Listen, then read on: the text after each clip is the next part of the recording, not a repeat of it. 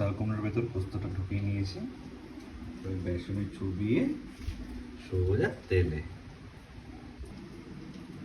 চাল কুমড়োর ভেতর পোস্ত ঢুকানো হয়ে গেছে। এবার একটু বেসন টেসন এগুলো আছে দিয়ে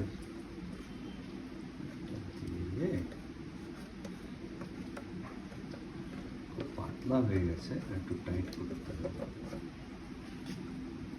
দিয়ে সোজা দিতে হবে কোথায় তেলে। ঠিক আছে, তেল গরম হয়ে গেছে।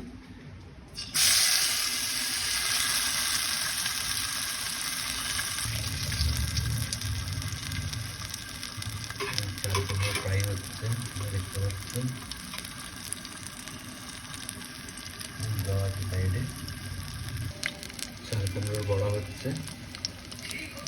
এই যে সর্ষের পোস্ত,